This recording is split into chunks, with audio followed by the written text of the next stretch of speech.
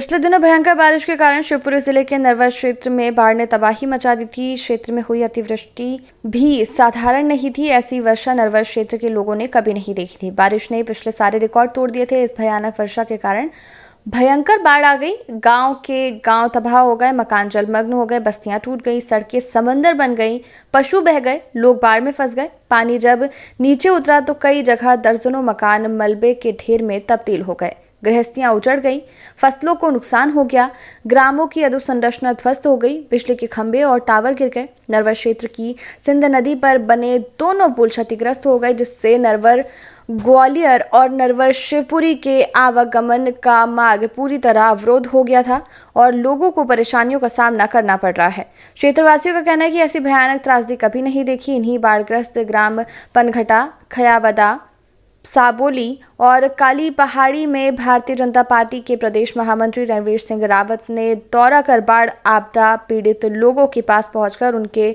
दुख, दर्द और पीड़ा को सुना और हर संभव मदद का आश्वासन दिया। कहा कि हर बाढ़ प्रभावित को हर संभव मदद कर पहुंचाई जाएगी, कोई कसर नहीं छोड़ी जाएगी।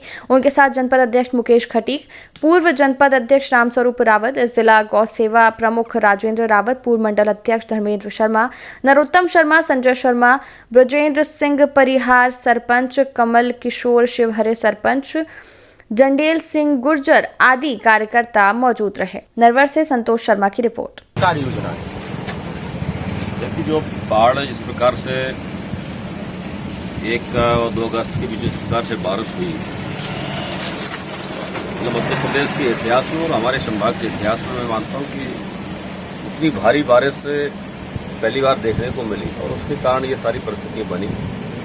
बहुत सारे गांव एकाएक पानी छोड़ने के कारण, क्योंकि पानी को एक साथ इसलिए छोड़ना पड़ा कि कोई बहुत बड़ा नुकसान ना हो जाए, इसके कारण बहुत सारे गांव प्रभावित हुए हैं। किसान फसलें बर्बाद हुई हैं, लोगों के मकान जो है नष्ट हुए हैं, पशुधन का नुकसान हुआ है, लोगों का जो घरों में अनाज था वो नुकसान हुआ है।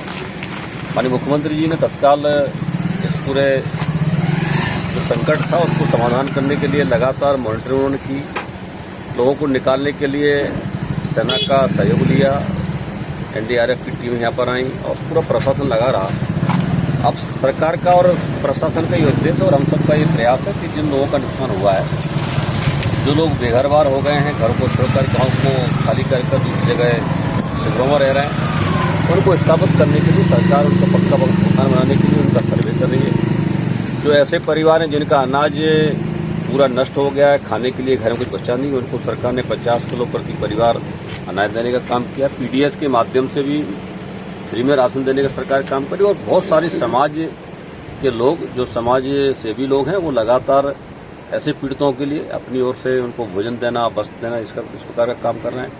सरकार का यही लक्ष्य है, यही प्रयास है कि जो विस्थापित हुए हैं, जो परेशान हुए हैं, जो प्रभावित हुए हैं, उनको तात्कालिक रूप से 6000 रुपये सरकार देने का काम कर रही है और उनके पक्के मकान बने, खाने पीने की समस्या का समाधान उनका सरकार करे। और इसी आगे वाले समय में जो ऐसे डैम के नीचे वाले, बांध के नीचे वाले जो गांव हैं, वो गांव भविष्य में अभी जो बात निकल कर आ रही है, बहुत सारे गांव के लोग मांग कर रहे हैं कि हमको सुरक्षित जगह पर स्थापित किया जाए।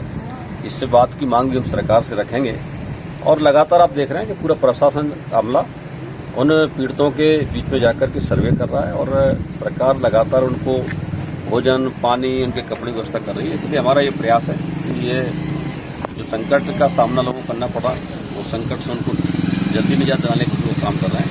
इसीलिए हम लोग लगातार गाँव जा रहे हैं, सर्वे कर रहे हैं और लोगों के बीच में जाकर के उनकी जो वास्तविकता है उसको हम समझने का काम कर रहे हैं। दोनों पुल नरवर